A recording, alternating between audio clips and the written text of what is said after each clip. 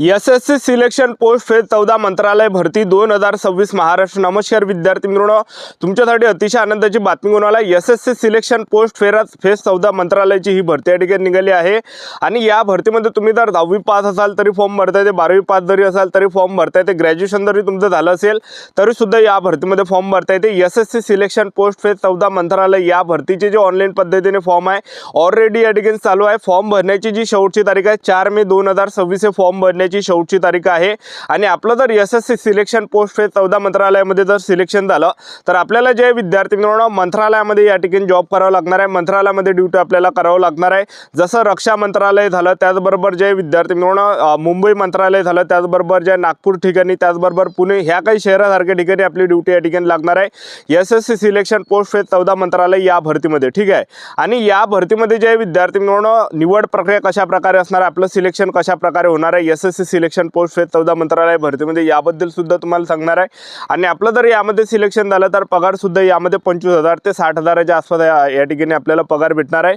तर SSC selection post phase 14 मंत्रालय भरतीमध्ये उंची किती आहे, ग्राउंड वगैरे आहे की नाही आहे, लेखी परीक्षेचा अभ्यासक्रम काय, निवड प्रक्रिया काय, वयोमर्यादा काय, फी काय, संपूर्ण माहिती मी तुम्हाला आजच्या व्हिडिओच्या माध्यमातून एसएससी सिलेक्शन पोस्ट फेज 14 मंत्रालय भरतीबद्दल सांगणार आहे। आजचा व्हिडिओ खूप महत्त्वाचा होणार आहे, व्हिडिओ शेवटपर्यंत बघा आणि व्हिडिओला आताच लाईक करा। नमस्कार विद्यार्थी मित्रांनो, माझी नोकरी कॉर्नर यूट्यूब चॅनलवर मी गोपाल वानखडे तुमचं सर्वांचं सहर्ष स्वागत करतो। तर मित्रांनो व्हिडिओचा थंबनेल बघून तुमच्या लक्षात आलं असेल की आपला व्हिडिओ कोणत्या टॉपिकवर होणार आहे। व्हिडिओ सुरू करण्याच्या आधी आपल्या यूट्यूब चॅनलला सबस्क्राईब करा, जेणेकरून प्रत्येक भरतीची अपडेट तुमच्यापर्यंत सर्वात आधी पोहोचेल। जास्त करून एसएससी सिलेक्शन पोस्ट फेज 14 मंत्रालय भरतीच्या रिलेटेड जास्त व्हिडिओ आपल्या चॅनलवर अपलोड करत असतो आणि 10वी 12वी पास भरतीच्या रिलेटेड जास्त व्हिडिओ आपल्या चॅनलवर अपलोड करत असतो। व्हिडिओ सुरू करण्याच्या अगोदर सर्वांना एक रिक्वेस्ट आहे, तुम्ही आपला व्हिडिओ कोणत्या जिल्ह्यातून पाहून राहील नक्की कमेंट बॉक्समध्ये सांगा, जेणेकरून मला सुद्धा अंदाज लागणार आहे की आपला व्हिडिओ कोणकोणत्या जिल्ह्यापर्यंत पोहोचू राहिला। तर पहा एसएससी सिलेक्शन पोस्ट फेज 14 मंत्रालयाची ही भरती या ठिकाणी चालू आहे। तर जे शैक्षणिक पात्रता आहे 10वी 12वी पास यामध्ये ठेवण्यात आलं आहे, ग्रॅज्युएशन पण यामध्ये ठेवण्यात आलं आहे। वयोमर्यादा जर आपण विचार केला तर काही काही पदामध्ये 18 ते 27 वर्षापर्यंत सुद्धा वयोमर्यादा आहे, काही काही पदामध्ये 18 ते 30 वर्षापर्यंत आहे। एसएसटी कॅटेगरीसाठी 18 ते 35 वर्षापर्यंत, ओबीसी कॅटेगरीसाठी 18 ते 33 पर्यंत, ओपन कॅटेगरीसाठी 18 ते 30 पर्यंत।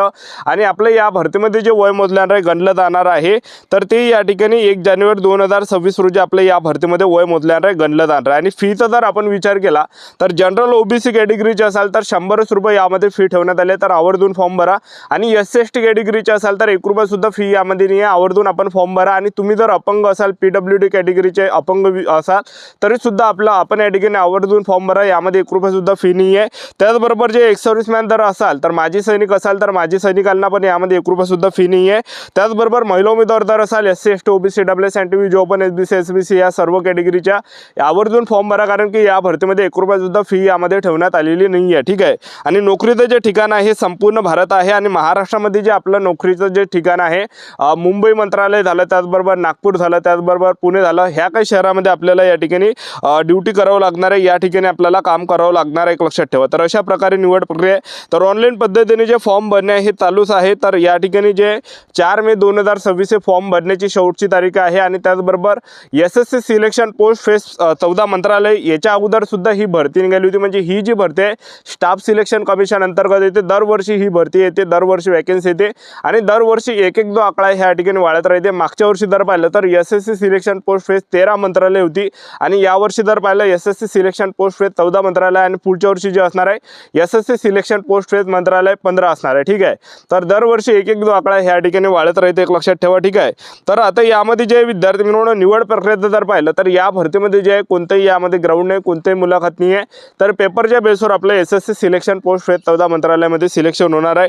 आणि ड्युटीचा जर आपण विचार केला आपल्याला या ठिकाणी जॉब कोणतं करावं लागणार आहे, तर पहा महाराष्ट्रामध्ये जे नोकरीचं जे ठिकाण आहे तर पहा केंद्र सरकारचे जे काही विभाग आहे जसं मंत्रालय झालं, त्याचबरोबर कार्यालय झालं, ठीक आहे, त्याचबरोबर जे जसं की रक्षा मंत्रालय झालं, स्वास्थ्य मंत्रालय झालं, वैज्ञानिक संस्थान झालं आणि त्याचबरोबर कार्यालय झालं, मंत्रालय झालं, त्याचबरोबर जे हे काही आहे तर हे जे विद्यार्थी मित्रांनो मुंबई झालं, नागपूर झालं, ह्या काही ठिकाणी आपल्याला याच्या अंडरमध्ये आपल्याला या ठिकाणी काम करावं लागणार आहे। जे काही 10वीच्या बेसवरचे जे काही पद आहे तर फाईल आपल्याला इकडले तिकडे न्यायचं काम असणार आहे।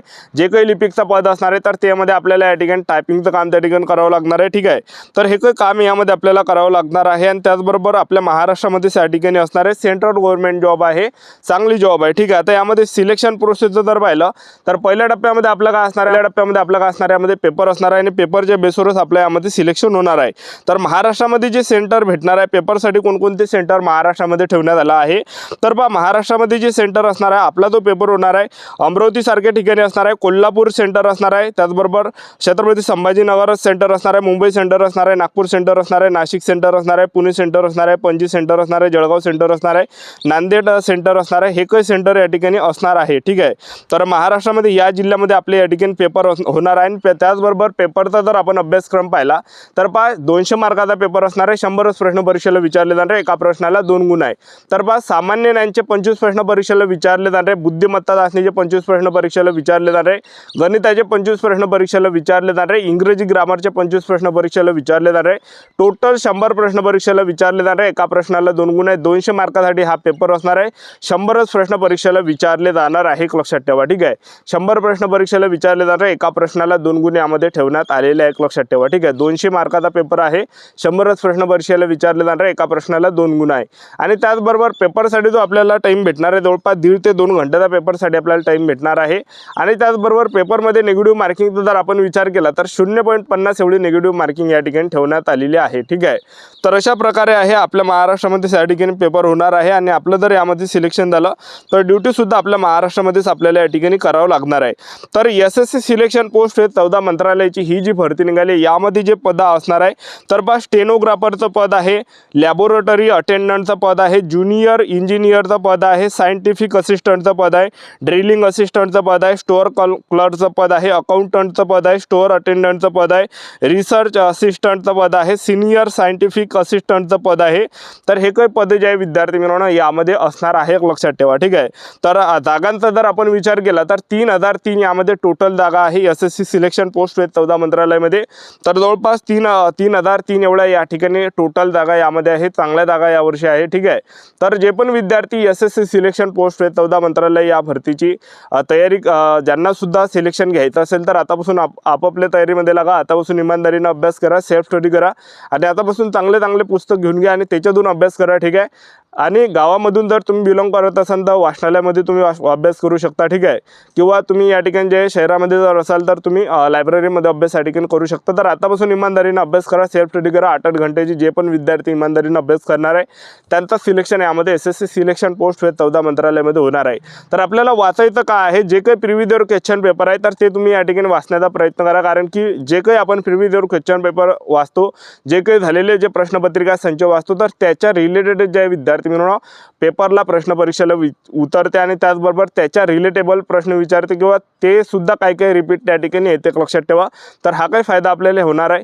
जे काही SSC सिलेक्शन पोस्ट 14 मंत्रालयाचे जे याच्या अगोदर पेपर झाले आहे तर ह्या 2-3 वर्षामध्ये 3-4 वर्षामध्ये जेवढं काही प्रॅक्टिस सेट झाले, प्रश्नपत्रिका संच झाले तर सर्व तुम्ही वाचून काढा, कारण की ते जे परीक्षेला येण्याची दाट शक्यता या ठिकाणी। तर ही होती संपूर्ण महत्त्वाची माहिती। आपल्या YouTube चॅनल सबस्क्राईब करून द्या, वेळोवेळी अपडेट देत राहणार। आजच्यासाठी तर थांबतो, व्हिडिओ नेक्स्ट व्हिडिओमध्ये। जय